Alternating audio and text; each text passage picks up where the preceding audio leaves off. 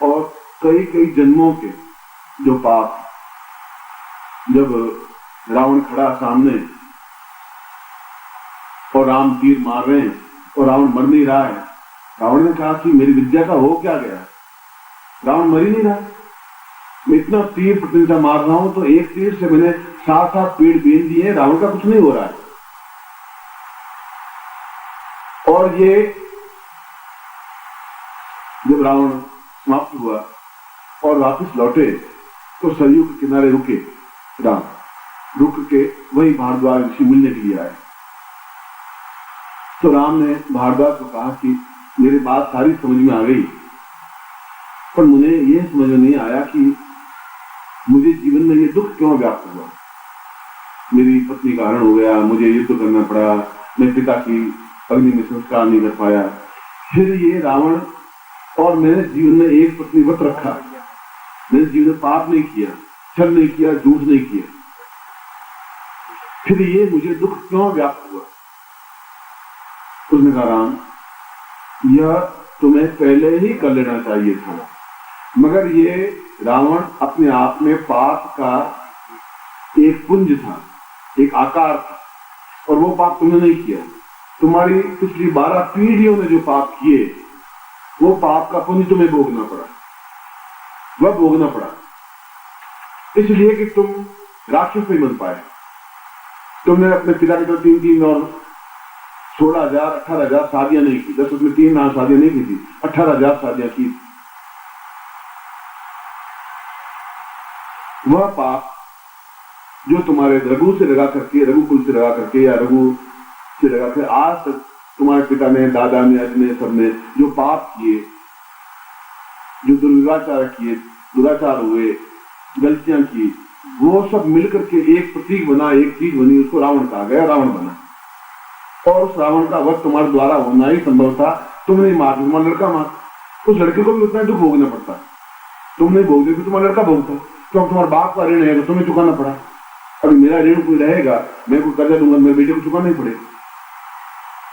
इसी राम विश्वामित्र को चाहिए था कि वह प्रयोग करवा लेता, जिससे कि तुम्हारे 12 जन्मों के पाप भी समाप्त हो जाते, तब तुम्हें ये सारी घटनाएं नहीं घटती, फिर राज सिंहासन पर जाने के बजाय वनवास में जाना पड़ता।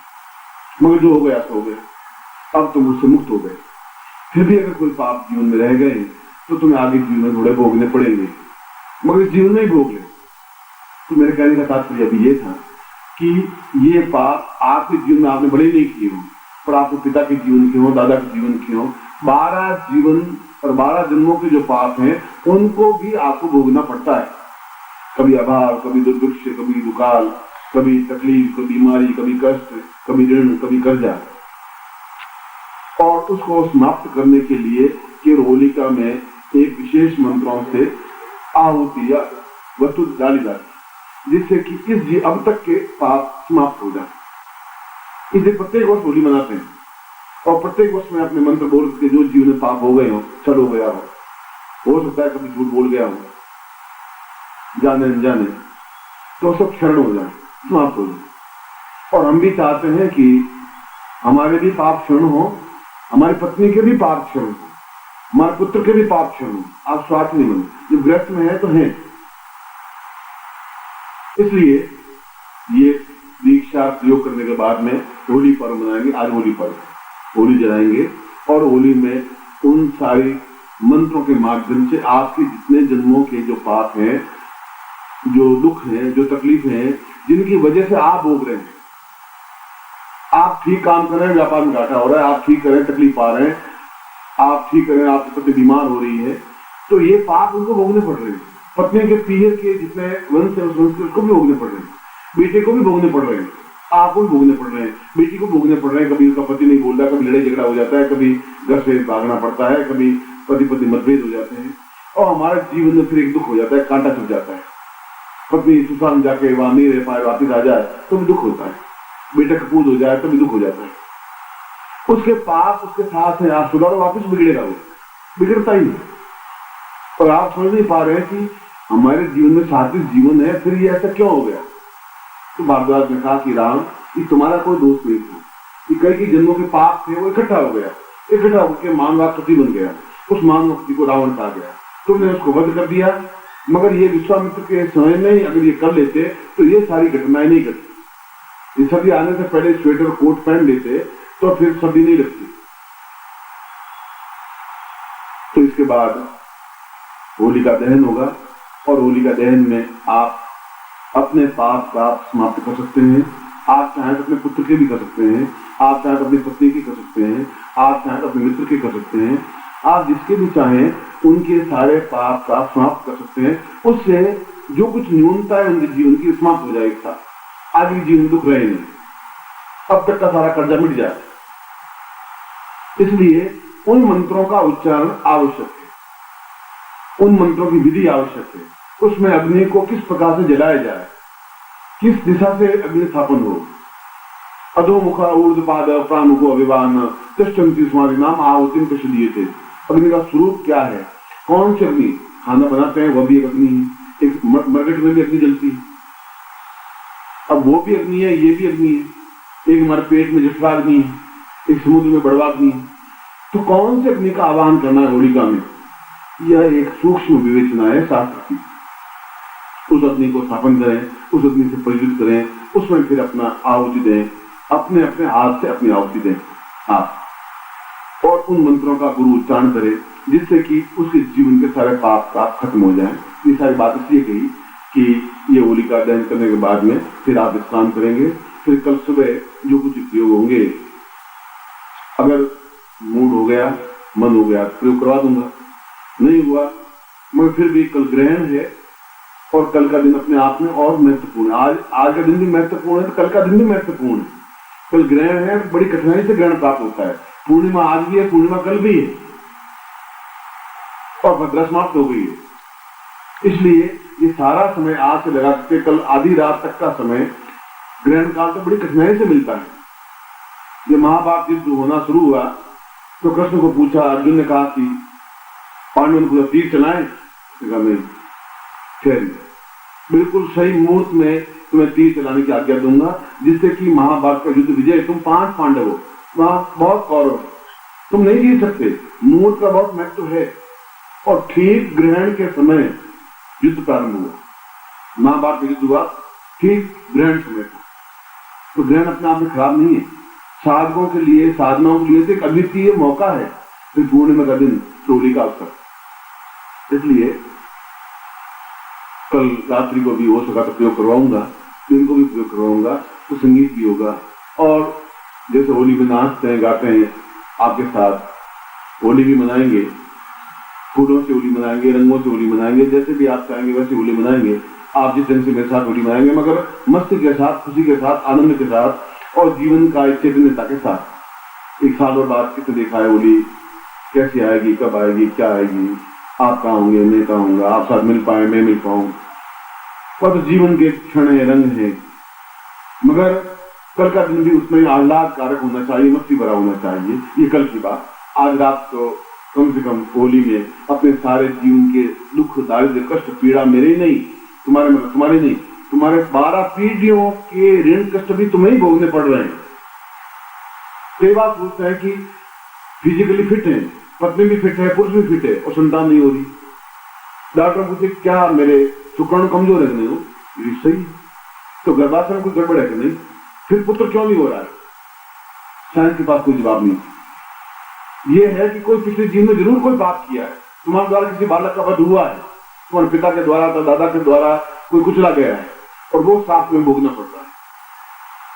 जोधपुर के घराने को श्राप कि कोई दादा अपने पोते का मुंह नहीं देख पाता। जो पोता होने की अवस्था होती है, हफ्ते पर पहले दादा की मृत्यु हो जाती है। पिछले 22 पीढ़ियों से ऐसा हो रहा है। जब जोधपुर किला बना 1520 में, तब से यानी 500 साल हो गए। क्यों? चिड़ियानाथ में ठहरे थे और उसको जबरदस्ती भगा दिया, हटा दिया। जोधा जी जो तो बचाया, तो चिड़िया कहा कि तुम कभी अपनी जिंदगी तुम्हारा वंश पोते का मुंह नहीं देख पाए, जाओ। और आज तक कोई दादा अपने पोते का मुंह नहीं देख पाया। बेटा तो पैदा किया, तो बेटे का बेटा होने को आया तो महीने भर बाकी रहता, पहले उसकी मृत्यु हो जाती। मैं जोधपुर की घटना सुना रहा हूं, मैं बोल रहा हूं। उन चिड़ियानाथ थे, उन्हीं के क्षेत्र में अवैधनाथ थे, वे एक ही नाथ पंथ थे। तो उन्होंने, यहाँ कृष्णा कुमारी है, उन्होंने बड़ी प्रार्थना की कि किसी प्रकार से सांप हमारे जीवन से हट जाए। 500 साल से वो सांप भुगत रही, तो वो चिड़ियानाथ का सांप आज भी उनको भोगना पड़ रहा है। तो तुम्हारे कई वंश के जो पाप हैं तुम्हें भोगने पड़ रहे हैं, इसलिए उनकी चिंता नहीं हो रही। तो कोई 5 पीढ़ी, 6 पीढ़ी, 8 पीढ़ी कोई घटना उनके पूर्वजों ने की होगी, तो उसके साथ किसी बालक का वध या मृत्यु हुई होगी, इसलिए उसको भोगना पड़ रहा है और आगे वंश नहीं चल रहा है। जो दुख, जो दर्द हो रहा है, इसलिए इसके बाद में हम जाएंगे, होलिका दहन करेंगे और उसमें ये हमारे जीवन के उस मंत्रों के माध्यम से ये कार्य संपन्न करवाऊंगा जिससे तुम्हारा जो पुराना सार्थक हो सके और ये पिछला ऋण जितना है वो भी चुका सके और जीवन में निष्पक्ष पूर्णता प्राप्त कर सके, तभी आगे का जीवन सुखी, सफल और संपन्न हो सकेगा। और ऐसा मैं आपके साथ करूंगा और गारंटी के साथ करूंगा। अब मैं पहले तो कैसा सम्मान दीजिए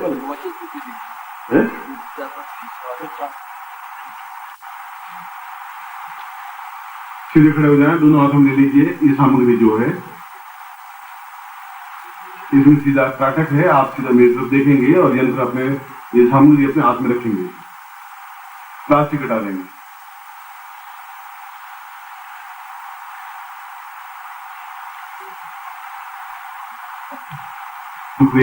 कृत्वा सा पूर्वता देवास्ता पूर्वतमेवदि एवं सा परिपूर्णत्वं स्वा कार्यान्वितानदि पूर्णसां तंत्र सिद्धि स्यात् पूर्णदेवावोच्यते तत्रादो पूर्णा यतोस्मानं। जहाँ पर मैं आपका गोत्र कहूँ आप गोत्र बोलना है, जहाँ पे आपका नाम कहूँ आपको नाम बोलना है और ये दोनों हाथों में सामग्री रखनी है।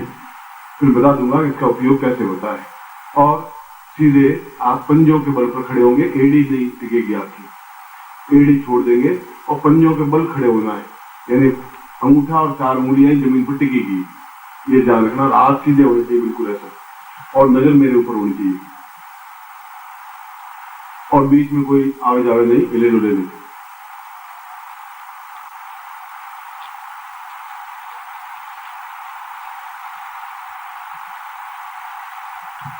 कल्याणम दीर्घासम क्रांता पुरसंतरि सुराय तस्मन कल्याणम दीर्घस्या तस्मनम अंग अंग इंग इंग ओंग दीर्घसर्दी नीनि कंकन चंचल प्रवचन प्रवृत्ति कपालनी काली प्रवृत्ति संसार वासनी सात भूतेश्वराय राम राम राम राम तस्मनम सक्रिय कल्याणम दीर्घस्या तस्मनम सा चिंते चांद चिंतनी सा पूर्वाद तस्मन दीर्घदा सा पूर्वाद दीर्घस्याम अतोस्मानम सा प्रीते प्रणतम दीर्घस्या सा चिंतिये कृत्वा सा पूर्वाद तस्मन दीर्घदम दीर्घसा पूर्वाखंडा गंगानी सात शोभिणी शोभिणी त्रोटिनी त्रोटिनी डाकिनी डाकिनी बुद्धि बुद्धि डाकिनी डाकिनी समस्त तंत्र दोष प्रेरणा संस्थान जागृत जागृत ताम मम पूर्ण शरीर तंत्रमय यंत्रमय मंत्रमय ताम भूषा पूरा करेगा स्वामी शिवा विष्णु रुद्र ताम शंकर सा ब्रह्मा एक स्वामी कल्याण ताम सर्वा सौभाग्यता एक स्वामी शक्ति वाक सिद्धि प्राप्त निमित्तम श्राप आशीर्वादम वरदान प्राप्त निमित्तम स्वावधि एक स्वामी शक्ति कल्याणम दीदस्याम अथो स्वानम स्वाह कृते कल्याणम दीदस्याम अथो स्वामी दीदस्याम ब्रह्मज्योति भोज्योति पूर्ण त्रिकाम पूर्ण पूर्ण क्रमोति गुण सकता पूर्वाधिक जीवन सा पूर्वाधिक कल्याणम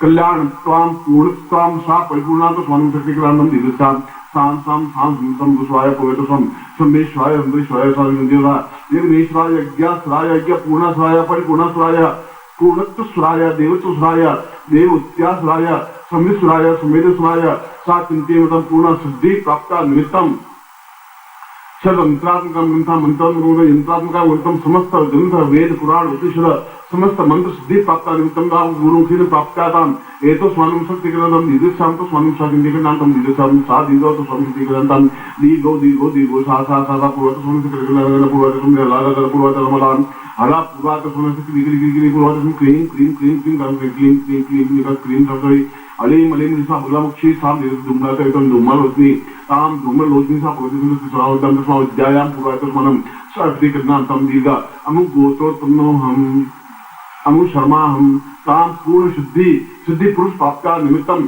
सर्व होलिका दहन समय ये तो स्वानम सा फाल्गुन मासेश्वरी शुक्लपक्षिया तो पूर्णिमायाम रात्रो ज्योतिर्देवता पूर्वतम गुरुमुखेन प्राप्ता मंत्रम सा पूर्ण सिद्धि प्राप्त निमित्तम सर्वेश्वाय तंत्र मंत्र योगयति यथा पूर्वत समस्त वेद उपांग उपनिषद प्राप्त सा सभ्यम संपदे। आंखों को लगा करके अपने हाथ में लो, अब मंत्र बोलना हूँ, आप मेरे साथ मंत्र बोलेंगे। बोले ओम महामृत्युंजयाय पूर्णतंत्रेश्वराय सिद्धये हुम फट। ओम महामृत्युंजयाय पूर्णतंत्रेश्वराय सिद्धये हुम फट। ओम महामृत्युंजयाय पूर्णतंत्रेश्वराय सिद्धये हुम फट। ये केवल 3 दिन की साधना है और रोज 5 माला मंत्र जाप करना है और उस माला से करना है जिस माला का आपने प्रयोग नहीं किया हो। और इसमें मूंगे की माला या हकीक माला या स्फटिक माला, तीनों में से कोई भी एक माला का प्रयोग कर सकते हैं, मगर उस माला से पहले कोई मंत्र जाप नहीं किया हो और इस माला से दूसरा मंत्र जाप नहीं होता है, वह माला इसके साथ रखेंगे। और अगर आप कहीं जाएं तो ये जो लकड़ी का ये तो पूजा